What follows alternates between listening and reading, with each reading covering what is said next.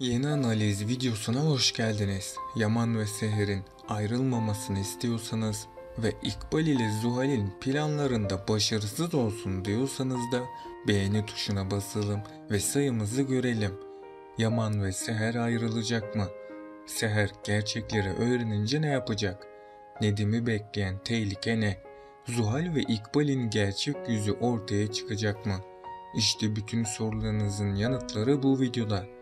Dizimizin yeni bölümünde Yaman Seher'e karşı kötü davranmaya devam edecek. Çünkü Yaman belgelerin sahte olmasını bekliyordu.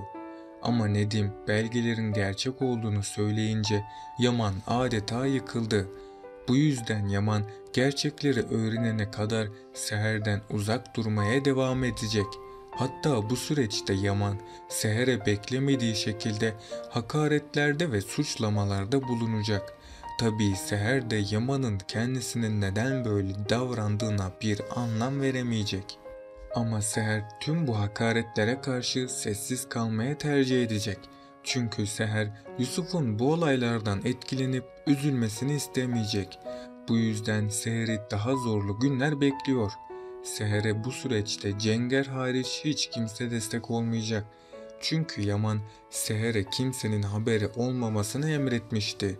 Seher üzülmesine rağmen evdekilere karşı mutluymuş gibi davranması gerekecek. Ama Cenger'in her şeyden haberi vardır. Cenger, Seher'in zorlu günlerinde onun yanında olacak ve Cenger Seher'e destek olup üzülmemesi için elinden geleni yapacak. Ayrıca yakında Yaman Yusuf'un velayetini de alacak.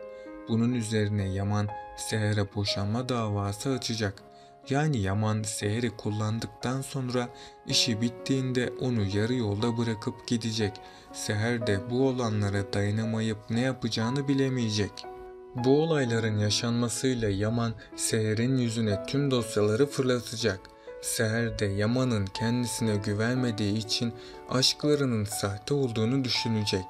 Çünkü Seher Yaman'ın kendisini bir servet avcısı olarak gördüğünü anlayacak.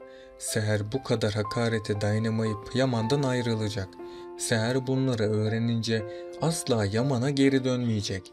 Çünkü Seher bu süreçte Yaman'ın kendisine yaptıklarını aklından bir an olsun bile çıkaramayacak.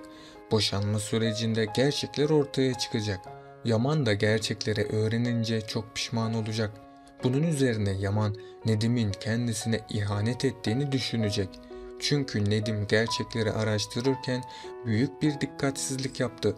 Eğer Nedim dikkatli olsaydı Zuhal'den önce davranabilirdi. İkbal ve Zuhal'in gerçek yüzü yakında ortaya çıkacak. Çünkü Yaman gerçekleri öğrenince İkbal suçu Zuhal'e atacak. Ama Yaman bir süreye kadar İkbal'in gerçek yüzünü fark etmeyecek. Çünkü İkbal şimdiye kadar tüm planlarını Zuhal üzerinden gerçekleştirdi. Bu yüzden tüm olayların sorumluluğunu Zuhal devralacak. Ama sonrasında Ziya ve Bahçıvan İkbal'in kötülüklerine dayanamayacak. Bunun sonucunda da ikisi İkbal'in gerçek yüzünü Yaman'a anlatma kararı alacak. Yaman da İkbal'in hain olduğunu öğrenecek. Ve Yaman İkbal'e asla unutamayacağı bir ders verecek. Ali'nin sergilemiş olduğu her davranış Kiraz'a olan aşkını gösteriyor. Ali ve Kiraz ise birbirlerine duygularını itiraf edecek. Çünkü ikisi de birbirlerini sevmektedir. Yakında bu aşk daha da anlaşılır olacak ve Ali ile Kiraz sevgili olacaklar. Fırat artık tamamen Neslihan'a aşık oldu. Ama Bora bu aşkın önündeki en büyük engellerden birisi. Çünkü Bora'nın asıl amacı Neslihan'ı kandırmaktır. Bu süreçte de Bora Neslihan'a aşık olacak. Her şeye rağmen Fırat Neslihan'a yardım edecek ve Fırat asla Neslihan'ı yalnız bırakmayacak. Peki sizce Seher her şeye rağmen Yaman'a bir şans daha vermeli mi? Aşağıda yorumlarınızı bekliyorum. Yaman her gün Seher'e kötü davranacak. Hatta Yaman Seher'e psikolojik şiddet uygulayacak. Seher de Yusuf'un iyiliği ve mutluluğu için hepsine göz yumacak. Ama hiçbir gerçek daha fazla saklı kalamaz. Bu yüzden yakında gerçekler hiç beklenmedik bir anda ortaya çıkacak. Şimdilik gerçekleri tek bir kişi ortaya çıkarabilir. Bu kişi de köşkte yeni çalışmaya başlayan Bahçıvan'dır. Bahçıvan her şeyi duyduğu için İkbal ve Zuhal'in kötülüklerine şahit olacak. Ama Bahçıvan konuşup yazamadığı için kimseye bir şey anlatamayacak. Sonrasında Seher Bahçıvan'a yazmayı öğretecek ve Bahçıvan Seher'in iyiliklerinin karşılığını vermek isteyecek. Bu yüzden Bahçıvan Cenger'e gerçekleri anlatacak. Cenger de hemen gerçekleri Yaman'a anlatacak. Yaman bu gerçekleri öğrenince büyük bir pişmanlık yaşayacak. Ama Seher'in gönlünü alması biraz zor olacak. Çünkü Seher Yaman'ın kendisine olan güveninin sarsıldığını fark edecek. Ardından Seher artık köşkte durmayacak ve bu sefer Yaman'ı yalnız bırakacak. Artık mücadele etme sırası Yaman'da. Çünkü Yaman Seher'i tekrardan geri kazanabilmek için çok çaba sarf etmelidir. Aksi halde Seher'i yine kaybedecek. Yaman gerçekleri öğrenebilmek için her şeyi denedi. Çünkü Seher'e olan şüphesi yüzünden çevresindekilere zarar verdiğini fark etti. Bu yüzden Yaman bir an önce gerçekleri öğrenmek isteyecek. İkbal ve Zuhal gerçeklerin ortaya çıkmaması için tüm planlarını yeniden kurgulayacak.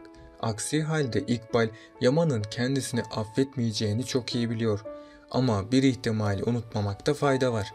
Nedim araştırmalarını yeniden yaparsa gerçekler ortaya çıkabilir. Veya Cenger gerçekleri öğrenip Yaman'a anlatacak. Yaman da Seher'i haksız yere suçladığı için pişman olacak. Ama Seher Yaman'ın kendisinden şüphelendiğini öğrenecek. Tabii Yaman da Zuhal'e hak ettiği cezayı verecek. Çünkü tüm bu olayların sorumlusu olarak Zuhal'i görecek. Ama Yaman bir süreliğine daha İkbal'in kötülüklerini fark etmeyecek. Yusuf da Yaman ve Seher'in yeniden bir araya geldiğini görünce çok mutlu olacak. Böylece sonunda Seher ve Yaman yeniden kavuşmuş olacak. Yani Seher ve Yaman'ın destansı aşkları tüm bu kötülüklerin üstesinden gelmiş olacak. Çünkü onların aşkı tüm zorlukları aşacak güçtedir. Ardından Yaman Zuhal'in kendisini kandırmasını kaldıramayacak. Bunun sonucunda Yaman Zuhal'e hak ettiği dersi verecek. İkbal ise tüm kötülüklerini bundan sonra daha da arttıracak. Çünkü İkbal yaşadıkları her şeyin sorumlusu olarak Seher'i görecek. Ayrıca İkbal Yaman'ın zenginliğinde kendi payının olduğunu sanmaktadır. Çünkü İkbal her defasında Kırımlı mirası için birçok fedakarlıklar yaptım dedi. Hatta İkbal bu zenginliğe sahip olmak için Seher'in ablasını dahi öldürdü. Ama Yaman'ın hayatına Seher girdiği için İkbal amaçlarına ulaşamadı. İşte bu nedenlerle İkbal Seher'e kötülükler yapmaya devam edecek. Bu bölümün de sonuna geldik arkadaşlar. Bunun gibi videoların devam etmesini istiyorsanız kanalıma abone olup bu videoyu beğenebilirsiniz. Sonraki videolarda görüşmek üzere, hoşça kalın.